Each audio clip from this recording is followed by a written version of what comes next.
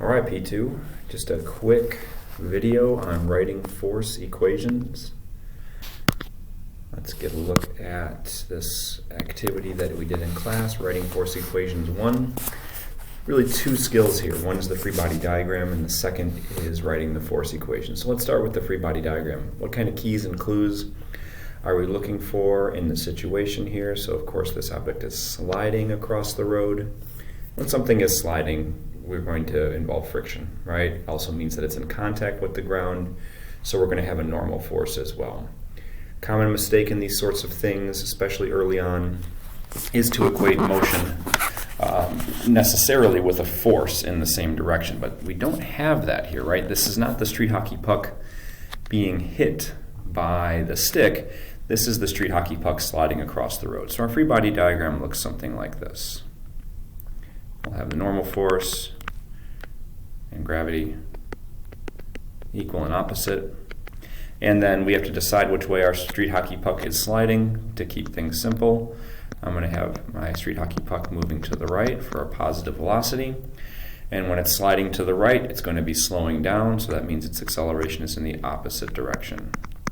Acceleration in the opposite direction tells us that our forces are going to be are not going to be balanced, and our longer arrow or any arrow in the x dimension is going to be to the left. And so we'll just put an arrow here. And what, of course, would that be? That would be friction. So there's a free body diagram for a hockey puck sliding across the road. Force equation in the x dimension. So we take a look at the forces in the x dimension, and we have force of friction. Now here's where we assign a sign to it, right? So this is going to be force of friction. It's going to equal ma. All right?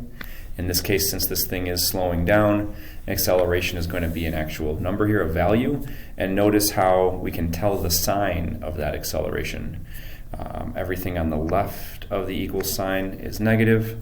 Mass can never be negative, which tells us that the acceleration will also be negative. So a little internal check there to make sure what we wrote makes sense with what we see in our free body diagram. In the y dimension, we've got the normal force upwards, so that's going to get a positive sign. Gravity downwards, so minus gravity, and this is going to also equal mass times acceleration. Now we can continue to add detail to this, right? We know that the force of gravity, right, as we learned in the mass versus weight lab, right? So W equals mg, right? The weight equals mg, and weight is the same as the force of gravity, which also equals mg.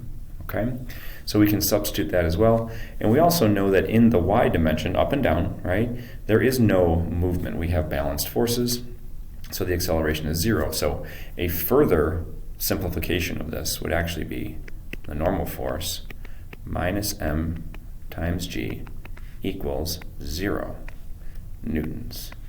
And the reason for that, of course, is that the acceleration in the y dimension is 0, and 0 times whatever is 0. Okay. Example 1, pretty straightforward. These next two are a little bit easier. We've got a potted plant hanging from the ceiling. Let's start off. Our potted plant's not moving, and it's not accelerating. Great. So, two forces here, one upwards along the strings, and one downward. Ft, force tension, these are equal. Potted plant's not moving.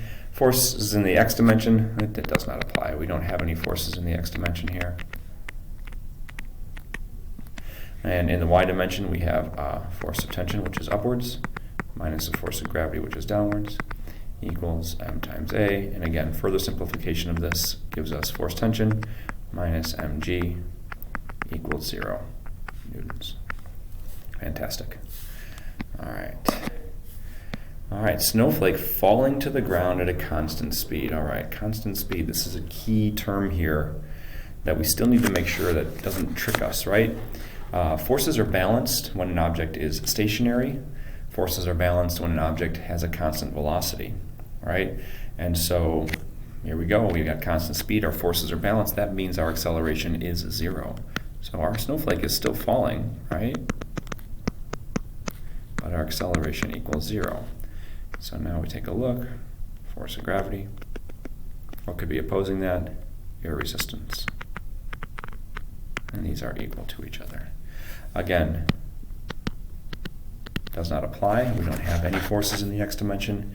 And in the y dimension, this is going to look pretty similar with just different forces involved. Okay, F air minus mg equals 0 newtons. Okay? All right, and our final one. Now this one I think involves a little bit of understanding about how bungee jumping works. I haven't bungee jumped. I can't imagine too many of you have either. But when a bungee jumper first leaps, they are in free fall.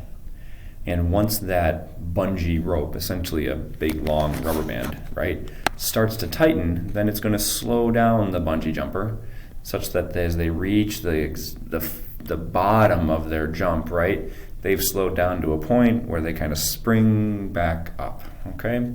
So what that means is that our velocity for this individual is going to be negative. They're going downwards, right?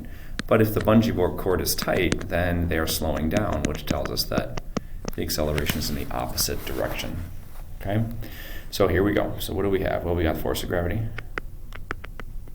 And then we have an opposing force. Well, a bungee cord is attached to their foot, and that would be tension. And notice how that arrow is longer, right? Okay. So how are we going to equate this here? Well, a force equation in the x dimension, well, again, this does not apply. We don't have any in the x dimension. And in the y dimension, we're going to end up with force of tension minus force of gravity equals m times a. And ma here is, it's not 0, right? So let's take a look for a little internal check, right? Force of tension is, as in our diagram, as it's shown, is greater than the force of gravity, right? So the left side of this equation, right, is going to be a positive number, right? It's going to be a bigger number for force of tension minus a smaller number for force of gravity. So positive number on the left-hand side. On the right-hand side, since mass can never be negative, then our acceleration must also be positive. And take a look, it is positive. So rewriting of this, ft minus m times g equals m times a. Fantastic. All right. So that's writing force equations, my friends. Nothing too crazy. Hope you enjoyed it. Catch you later.